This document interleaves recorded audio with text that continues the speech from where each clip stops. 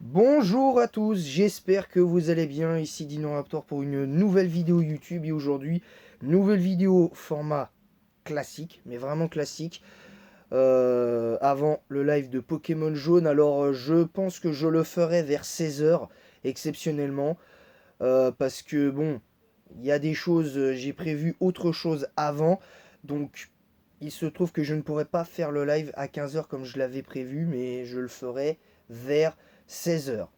Voilà, je le ferai vers 16 h, donc vous inquiétez pas, il y aura bien la suite de Pokémon Jaune. Et demain, la suite de Pokémon Rouge en Nuzlocke avec la forêt de Jade et le combat d'arène numéro 1. Et sur Pokémon Jaune, on fera la traversée du mont Sélénite. Je pense le combat contre le rival et certainement le pont Pépite. Peut-être le pont Pépite en plus. Je ne sais pas. Voilà, donc on va commencer avec le sujet du jour, la 8ème génération, les pires Pokémon du jeu, le top 6 des pires Pokémon en stratégie 8G. La 8G qui est pour moi, en partie grâce au Dynamax quand même, euh, est une bonne génération d'un point de vue stratégique. Grâce au Dynamax, même si je suis pas fan de la mécanique, je trouve que le Dynamax a quand même apporté quelque chose en stratégie, c'est quand même entre guillemets, cet état d'esprit-là qui est important. Et un état d'esprit, on va dire, comment je pourrais expliquer ça simplement? Un état d'esprit où les joueurs ne se renient pas.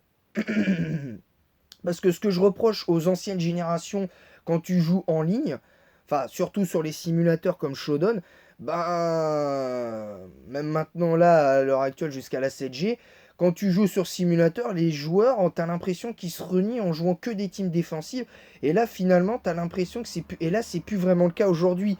Donc grâce à ça et même la 9G a entamé ce cycle-là, même s'il y a encore beaucoup de joueurs de stall, ce que je trouve anti-compétitif, mais bon, ça c'est autre chose.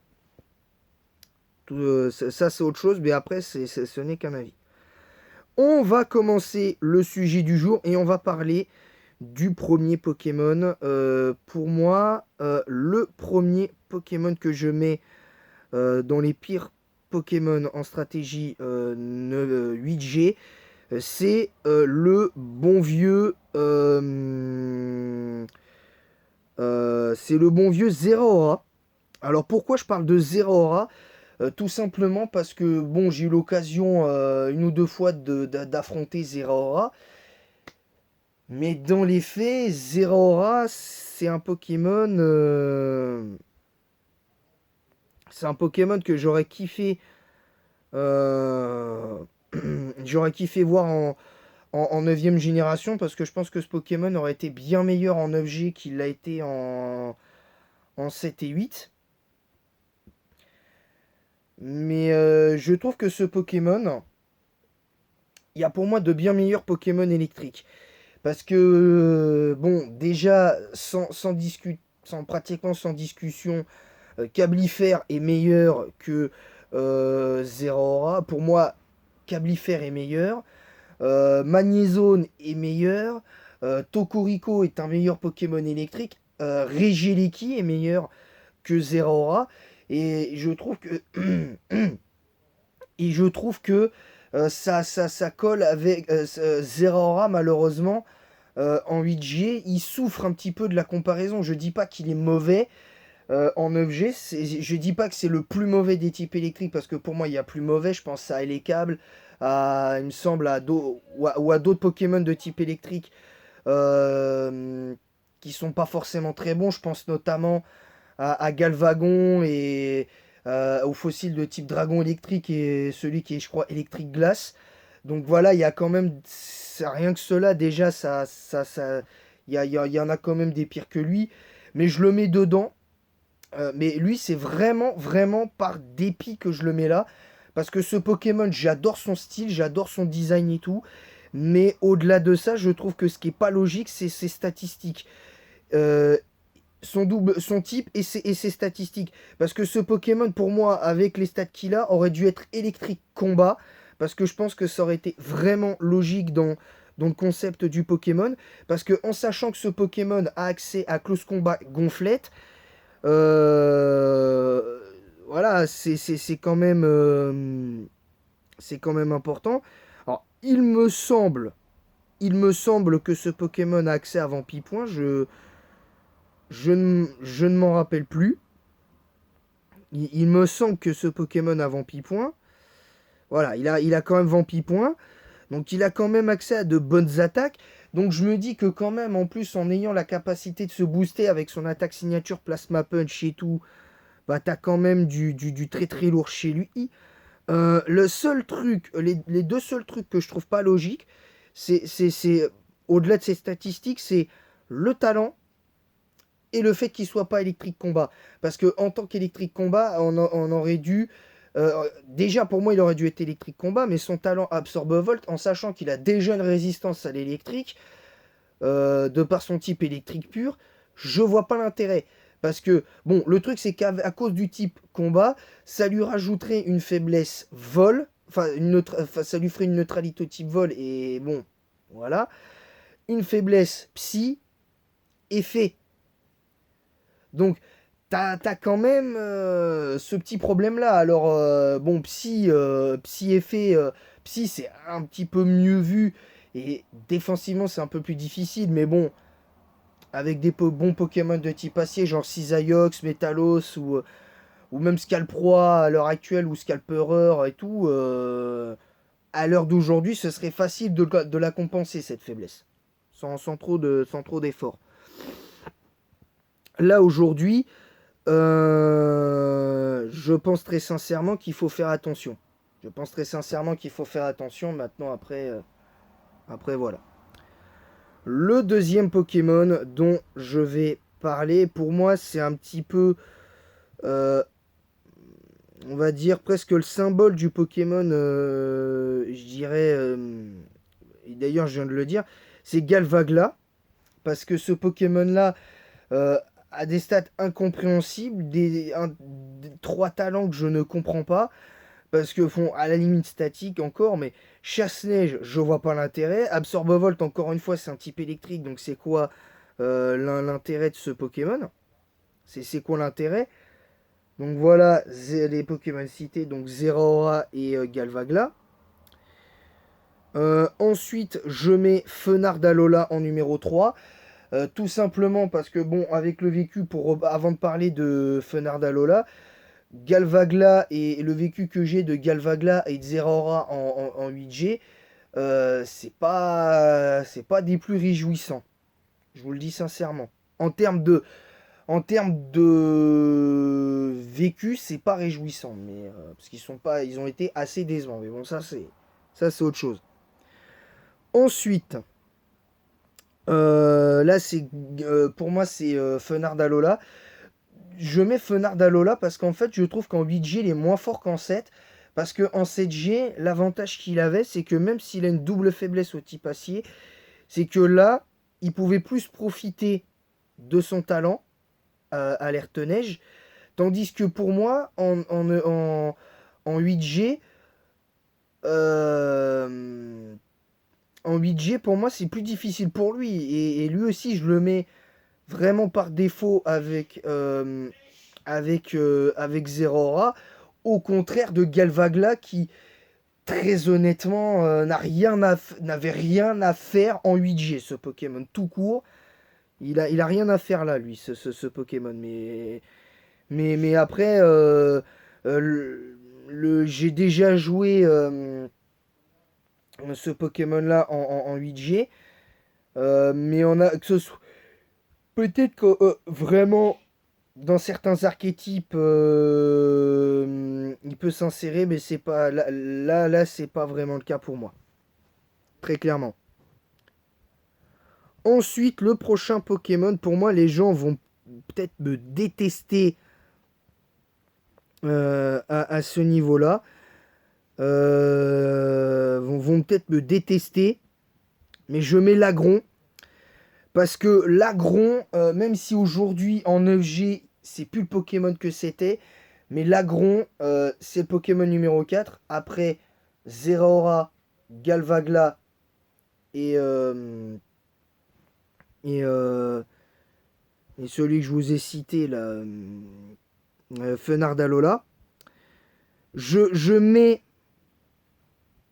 l'Agron parce que tout simplement, ok, il a au revoir, il a eu droit à au revoir et tout, mais le fait que ce Pokémon, déjà pour moi, avait amorcé sa chute assez significative en septième génération, enfin quasiment en fin de septième génération, même si là ça semble un peu se stabiliser pour lui en septième génération, je trouve que ce Pokémon aujourd'hui n'est plus que l'ombre de lui-même.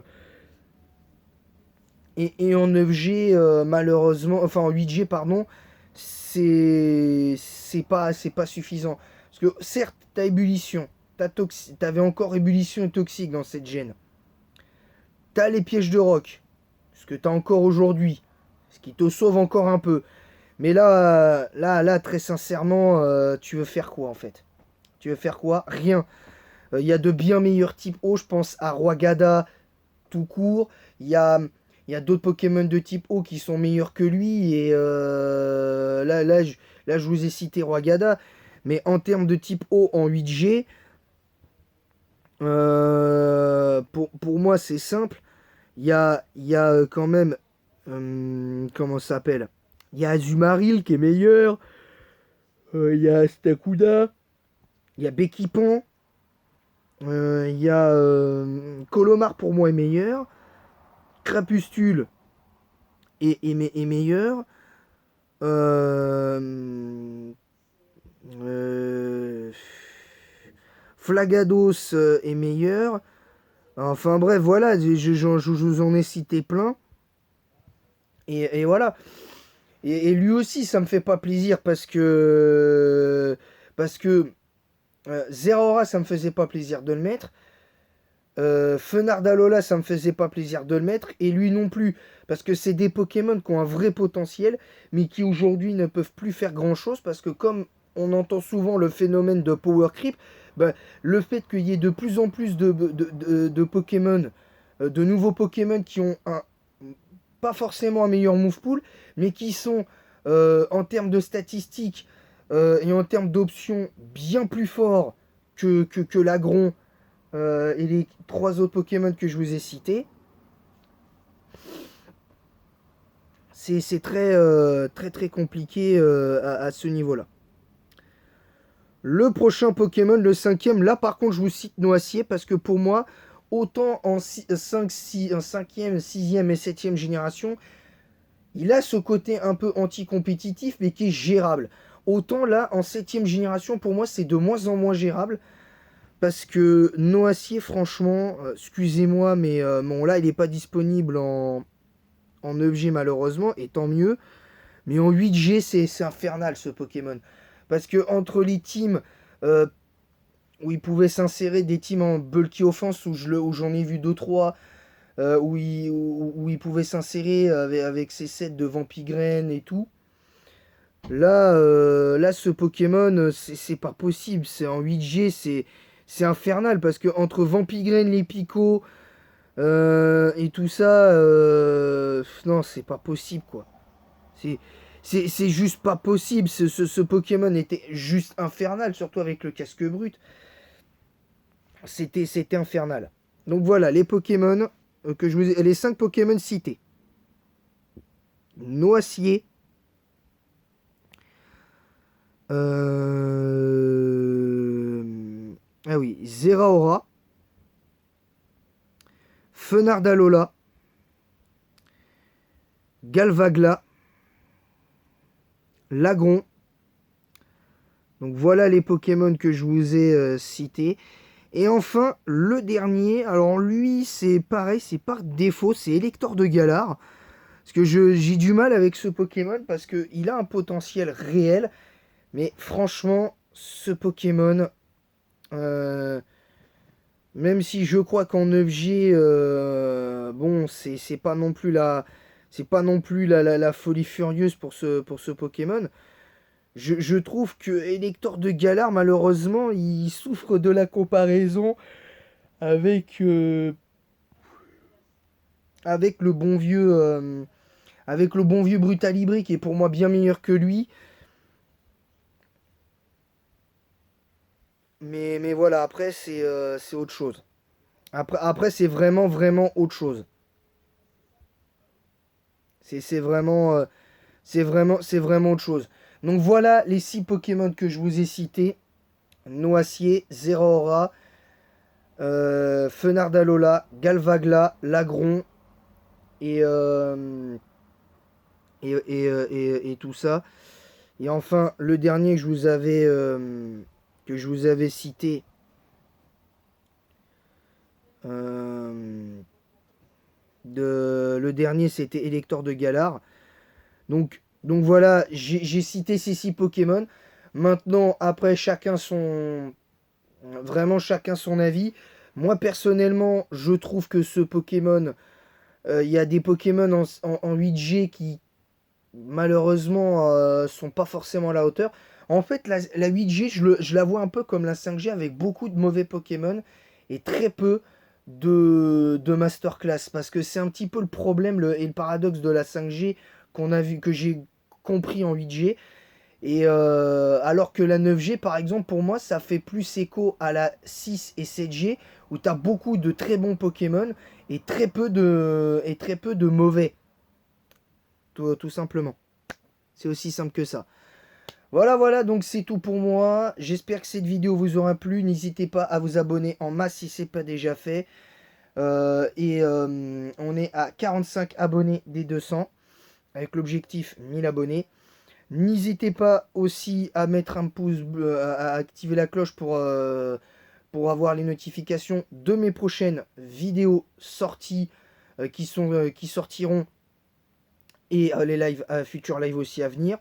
N'hésitez pas à mettre un pouce bleu et un commentaire pour le référencement disant quoi vous êtes d'accord, pas d'accord avec tous les top 6 que j'ai fait de la 1G jusqu'à la 8G.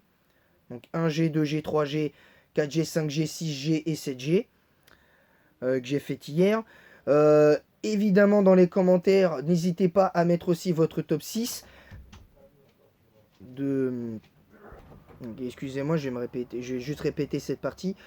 N'hésitez pas à mettre en commentaire votre top 6 avec des arguments respectueux, sinon votre chaîne YouTube signalée pour incitation à la haine et j'en passe.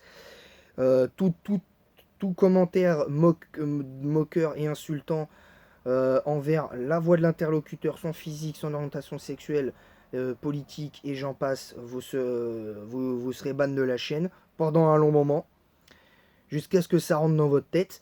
Et surtout, essayons d'être respectueux. Moi, j'essaye de faire un gros travail sur ça. J'essaye vraiment de faire un travail là-dessus moi aussi, parce que c'est pas simple tous les jours au quotidien. Mais voilà, je veux que ma communauté soit une communauté bienveillante et fasse partie des plus grosses communautés Pokémon en France. Faire partie des 3-4 grosses communautés en France de Pokémon avec la commu salée, la commu Pokémon avec Pokémon Trash, etc. Et j'en passe, qui sont de très bonnes communautés en passant, hein. Je tiens à préciser qu'ils sont de très très bonnes communautés, mais vraiment. Même si, bon, tout n'est pas parfait, mais c'est des communautés qui sont vraiment, vraiment énormes. Mais vraiment. Voilà, sur ce, ensuite, n'hésitez pas à partager le lien de ma chaîne YouTube sur Facebook, Snapchat et Instagram. Évidemment, surtout Facebook et Insta. Et voilà.